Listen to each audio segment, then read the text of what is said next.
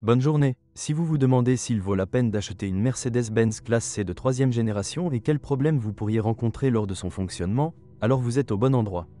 Il serait donc surprenant que la classe C se caractérise par des problèmes de carrosserie. Si la voiture n'a pas été restaurée après un accident, il ne devrait y avoir aucune corrosion sur les parties de la carrosserie.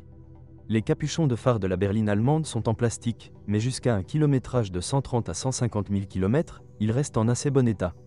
Les propriétaires de classe C avant restylage se plaignaient systématiquement de la panne rapide des unités d'allumage des lampes au xénon.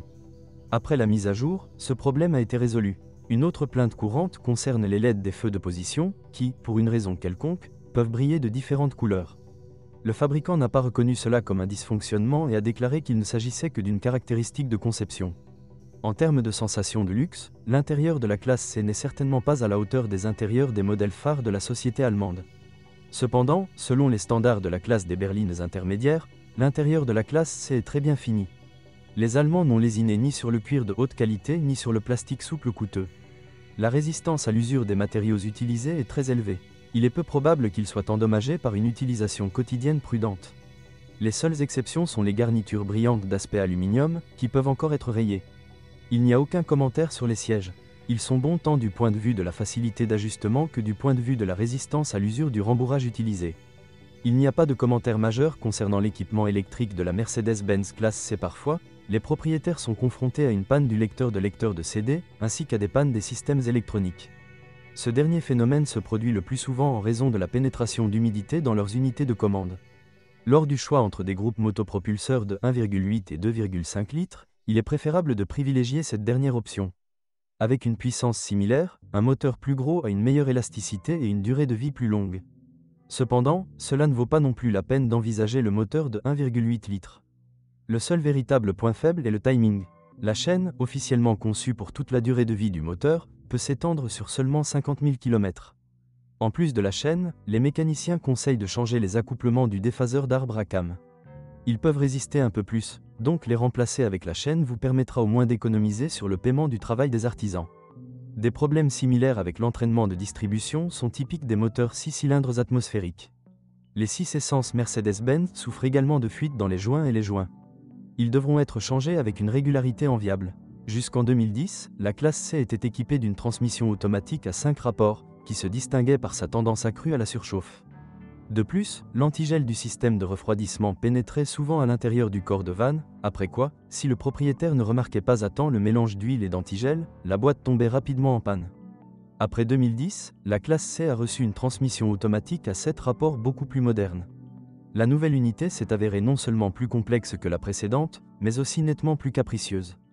De plus, les ingénieurs n'ont pas pu résoudre un problème de longue date avec une tendance à la surchauffe. Au contraire, la situation a même empiré. Cependant, si vous n'autorisez pas des charges accrues, n'abusez pas d'une conduite agressive, réchauffez la transmission automatique pendant la saison froide et changez l'huile tous les 60 à 70 000 km, alors la transmission à 7 vitesses durera 200 à 250 000 km sans des problèmes. Il n'y a pas lieu d'avoir peur du système de transmission intégrale de la Mercedes-Benz classe C. La marge de sécurité du système est très grande. Avant un kilométrage de 150 à 170 000 km, seules les bottes de transmission devront être changées. Mais il est important de comprendre que le système de traction intégrale d'un Bréac ou d'une berline ordinaire n'est en aucun cas conçu pour la génération tout-terrain. Sa tâche est de donner un peu plus de confiance au conducteur lorsqu'il conduit sur des surfaces glissantes. Il est donc préférable d'éviter les patinages prolongés et la surchauffe de l'embrayage de la transmission intégrale. La suspension de la classe C n'est pas structurellement la plus simple, mais malgré cela, dans nos conditions, elle a démontré une bonne capacité de survie. La plupart des éléments peuvent supporter 80 à 100 000 km.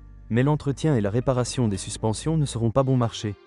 Les ingénieurs de Mercedes-Benz ont utilisé des roulements de roues réglables, qui nécessitent un entretien périodique. Si vous économisez là-dessus, vous devrez très bientôt dépenser de l'argent en réparation. Mais économiser sur les pièces de rechange dans le cas d'une Mercedes-Benz classe C d'occasion est tout à fait justifié. Il existe suffisamment de consommables non originaux de haute qualité pour la suspension d'une voiture allemande. La crémaillère de direction de la classe C ne tombe pratiquement jamais en panne prématurément. Bien plus souvent, les problèmes sont causés par le blocage du volant, qui peut simplement se bloquer. Sur les voitures produites avant le restylage, l'ensemble du rack devra de ce fait être remplacé. Après la mise à jour, il est devenu possible de remplacer un seul bloqueur.